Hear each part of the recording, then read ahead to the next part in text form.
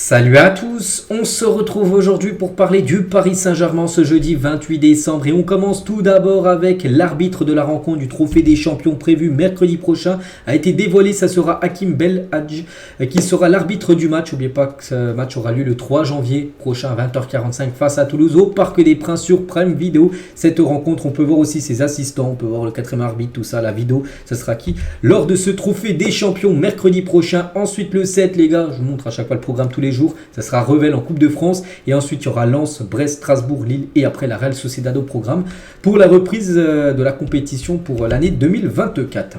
Concernant l'entraînement, donc l'entraînement ça reprend demain. Voilà, demain vendredi c'est la reprise de l'entraînement vu qu'il y a un match quand même mercredi prochain et les dernières heures de vacances, on peut dire, des joueurs. Hein. Donc, par exemple, Hakimi a fait un petit peu comme son grand ami Kylian Mbappé. Il est parti à la montagne, parce que Mbappé, j'en ai parlé il y a quelques jours, il est parti au ski à la montagne. Bah, c'est la même chose pour Achraf Hakimi qui est parti se ressourcer un peu du côté de la neige, de la montagne, voilà, pour revenir en grande forme, on l'espère, pour la deuxième partie de saison. Concernant Manuel Ugarte, donc lui, il profite bien avec son maté, donc je ne sais pas où il est exactement, mais bon, il sera bien sûr présent demain à l'entraînement. Manuel Ugarte.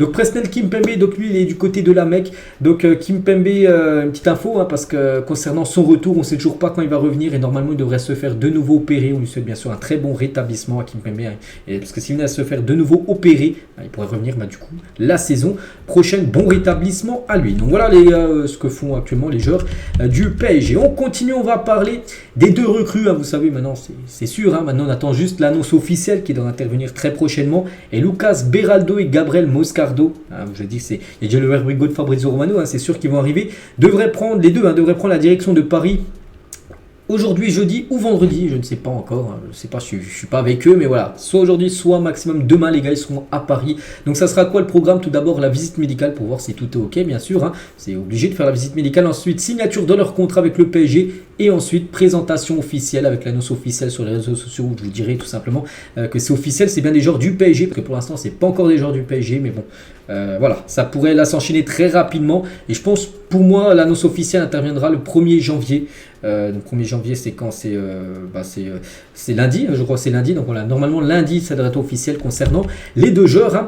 Et pour vous dire vraiment que je sais pas s'ils se connaissaient, je pense qu'ils se connaissaient et voilà, maintenant ils vont se connaître encore plus, hein, parce que Beraldo maintenant suit Moscardo sur par exemple Instagram, parce qu'on peut voir les personnes qui suivent. Donc déjà Lucas Beraldo il suit le PSG, il vient de suivre là il y a seulement quelques jours, bon il suivait déjà Marquinhos et il suit aussi Moscardo, le joueur aussi qui va arriver du côté de PSG, et Moscardo dans le sens inverse lui suit Beraldo. Alors, voilà, les deux déjà se suivent mutuellement tout simplement sur leur compte Instagram.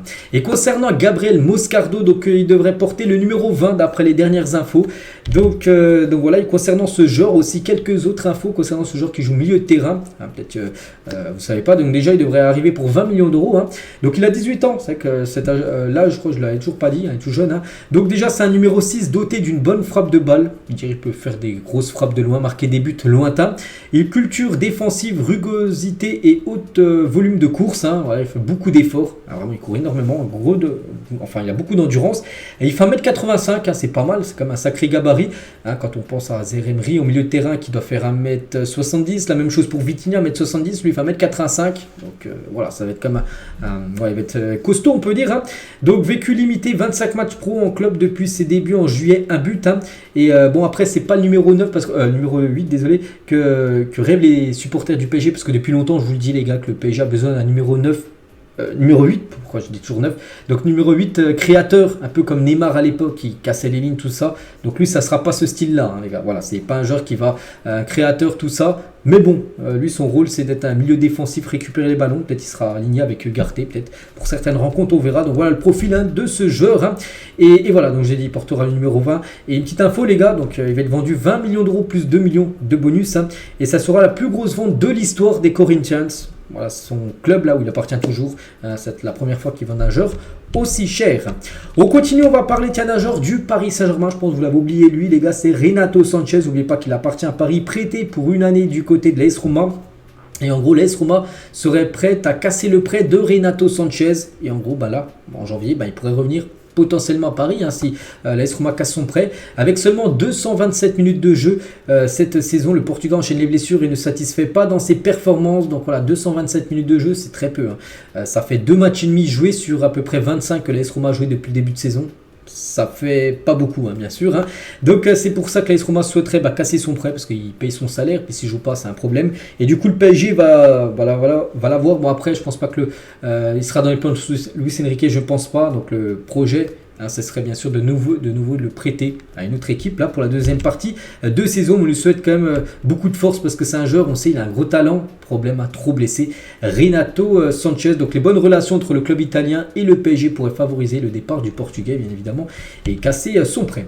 Milan Skriniar tient sur PSG TV quelques déclarations de sa part. Je n'étais jamais venu à Paris, c'est tout nouveau pour moi, mais je sais que c'est la plus belle ville du monde. Hein. Je crois que c'est pour moi et pour le monde entier. La Tour Eiffel, c'est spécial. Je me sens bien dans cette ville. Ma famille est heureuse ici, du côté de Paris. Toujours avec Skriniar à PSG TV, puisqu'il est interviewé. Donc j'ai commencé à prendre des cours de français. Je connais déjà quelques mots de base. Voilà, bon, c'est bien, hein, voilà, parce qu'il apprend le français, parce qu'on sait qu'il y a des joueurs. Hein, voilà, bon, il y a toujours le nom Neymar qui vient en tête. Hein, on sait, bon, il savait dire quelques mots, Neymar, c'est tout, mais voilà, il a passé plus de 6 ans quand même à Paris, alors que lui, il connaît déjà peut-être plus que Neymar en seulement 6 mois, hein, bien sûr en langue française. Hein. Toujours avec Skriniar, donc les supporters sont fantastiques. Le premier match a été incroyable, hein, j'ai vraiment été surpris car ils ont chanté durant 95 minutes de jeu. L'ambiance était géniale. Je sais que les fans du PSG jouent un rôle très important dans l'histoire du club, bien sûr, hein, parce que les fans soutiennent le PSG dans les bons ou même mauvais moments, bien sûr, parce que même des fois quand le PSG menait, on entend quand même les supporters chanter derrière, hein.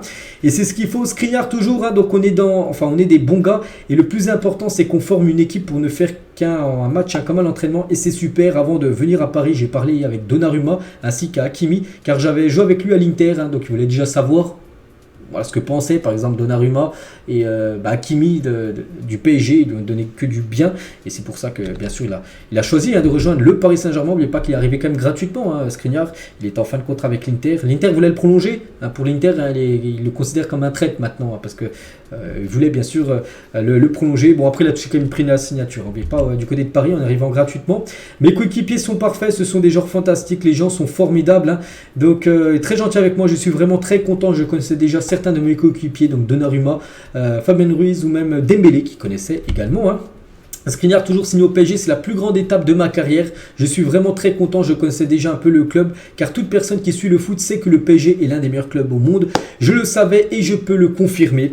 Donc voilà, quelques déclarations, hein, de Milan Skriniar. Et aussi, toujours avec des déclarations, il y a Randal Colomani qui fait la une du magazine Gaffer. Je sais pas trop c'est un magazine de quoi, bref. On peut le voir là, Randal Colomani, l'attaquant du PSG, hein, qui fait la une avec quelques photos qu'on peut retrouver à l'intérieur et quelques déclarations également de sa part, hein. Donc tout d'abord sur la finale de la Coupe du Monde, on se souvient, il aurait pu être le héros des Bleus, hein. Il a dit: il est important d'apprendre de vos erreurs, c'était une finale que nous aurions dû gagner et nous avions certainement la qualité de la gagner, bien sûr, hein. Je pense que lors de notre prochaine finale, nous aurons plus d'expérience, on espère bien sûr, hein, ce serait déjà énorme de retourner en finale de Coupe du Monde, hein. Colomani sur Dembélé et Mbappé, hein, donc c'est génial de jouer avec que maintenant c'est à nous de s'améliorer, de se perfectionner sur le terrain et en dehors. Nous avons déjà une grande compréhension, mais il est temps de le montrer sur le terrain. C'est vrai que c'est un peu la triplette de l'équipe de France et c'est la triplette également en attaque, hein, du côté de Paris.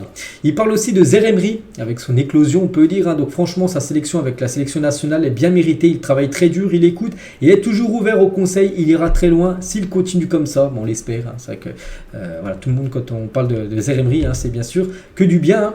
Je suis au PSG maintenant et je suis heureux ici, hein. J'essaie de tout gagner ici, de marquer beaucoup de buts et de rendre les supporters très fiers. Bon, pour l'instant, beaucoup de buts, plutôt limité, je crois qu'il a 5 buts. On attendait beaucoup plus de lui. Maintenant, la deuxième partie de saison, c'est à lui, voilà, d'être plus décisif, hein. Surtout là, ça va être les matchs importants, deuxième partie de saison, c'est où les titres tout simplement se jouent, hein. Il parle aussi de Mbappé, bon, c'est un peu ce que j'ai dit tout à l'heure avec Mbappé et Dembélé, voilà, qui s'entendaient bien, la compréhension entre les deux, et voilà. Et on finit les gars cet épisode aujourd'hui avec Alphonso Davids, hein, donc défenseur du côté du Bayern. Regardez ce qu'il a chez lui, parce qu'il a pu mettre sur ses réseaux sociaux un cadre de Messi.